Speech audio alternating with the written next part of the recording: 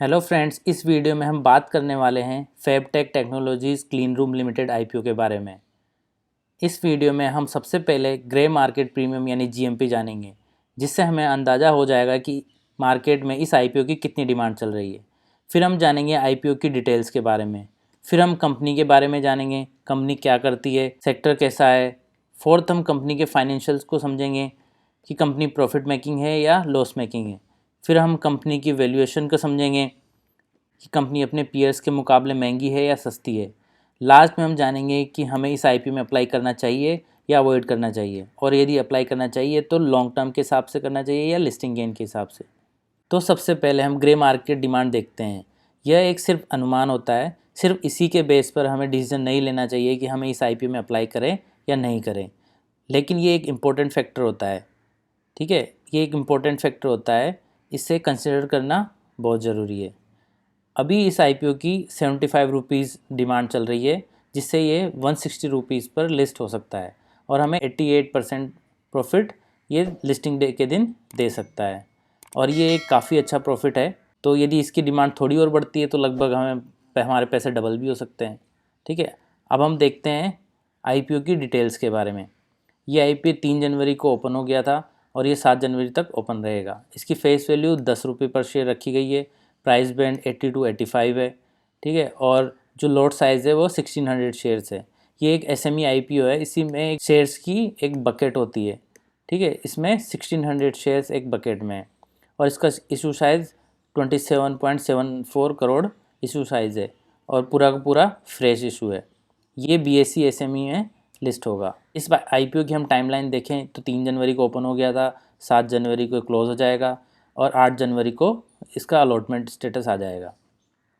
यदि ये आईपीओ में अलॉट हो जाता है तो 9 तारीख को शेयर्स हमारे डीमेट अकाउंट में आ जाएंगे, और यदि नहीं होता है तो 9 तारीख को ही इसका रिफ़ंड हो जाएगा और 10 तारीख इसकी लिस्टिंग डेट है। तो चलिए अब हम कंपनी के बारे में जानते हैं। कंपनी 2015 में इनकॉर्पोरेट हुई थी। Pre engineering pre fabricated module panels and doors बनाती है for building clean rooms in pharmaceutical, health care and biotech sector, ठीक है। अब दोस्तों, आप ये जानते होंगे क्लीन रूम क्या होते हैं। क्लीन रूम एक कंट्रोल स्पेस होता है जिसमें साइंटिफिक रिसर्च की जाती है। इस स्पेस में यदि एक धूल का कण भी चला जाता है तो इससे रिसर्च के आउटकम में बहुत फ़र्क पड़ जाता है। क्लीन रूम बिल्कुल आइसोलेटेड होते हैं। ऐसे क्लीन रूम आपने मूवीज़ में भी देखे होंगे, ठीक है। तो ये इन क्लीन रूम्स के लिए ये modular panel and doors manufacture करती है, ठीक है। ये एंड टू एंड सप्लायर है क्लीन रूम प्रोडक्ट्स और टेक्नोलॉजीज फॉर प्लांट्स के लिए। इस कंपनी का एक्सटेंसिव एक्सपीरियंस है design, manufacturing and installing clean rooms का, ठीक है। और ये जो कंपनी की मैन्युफैक्चरिंग यूनिट है वो अंबरगांव, वलसाड, गुजरात में सिचुएटेड है, ठीक है। अब हम इस कंपनी के फाइनेंशियल्स को समझेंगे।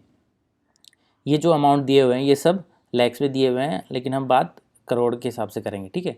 और इसका जो एसेट है वो पहले 2022 में 81 था, फिर 80 हुआ, मतलब यहाँ पे थोड़ा एसेट तो कम हुआ है, लेकिन उसके बाद एसेट बढ़ ही रहा है।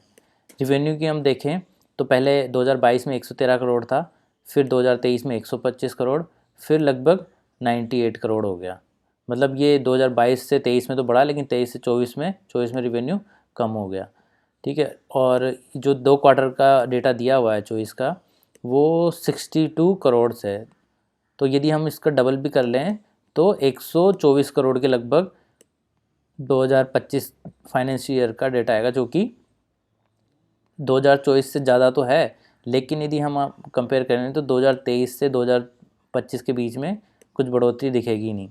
प्रॉफिट आफ्टर टैक्स की बात करें तो 3 करोड़ 22 में था, फिर ये लगभग 8 करोड़ 23 में हुआ, फिर वापस 5.78 करोड़ 24 में रहा। मतलब 24 में इस कंपनी का पूरा सेल्स काफ़ी डिप हुआ है, ठीक है। लेकिन ये 25 में जो कि काफ़ी बढ़ता हुआ दिख जाएगा, क्योंकि ये 10 से 11 करोड़ इस साल में प्रॉफिट आफ्टर टैक्स दिख रहा है। इसकी जो नेटवर्थ है वो भी बढ़ रही है, लेकिन 24 में कम हुई थी, और इसके जो रिजर्व्स हैं वो बढ़े हैं, ठीक है। बोरोइंग है वो इसकी जो बोरोइंग है वो 3 करोड़ 20 लाख रुपए है, तो वो भी खैर इतनी ज़्यादा नहीं है। अब हम इसकी वैल्यूएशंस को समझेंगे। आरओई 11.96 है और आरओसी 15.83 है। आरओई थोड़ा कम है, लेकिन आरओसी थोड़ा ठीक है, डेब्ट पर इक्विटी ठीक है, रेट ऑन नेटवर्थ भी ठीक है। रेट ऑन नेटवर्थ देखिए आप, काफ़ी अच्छी है इसकी, और पेड मार्जिन 5.9 है जो कि अच्छा है। प्राइस टू बुक वैल्यू 1.38 है।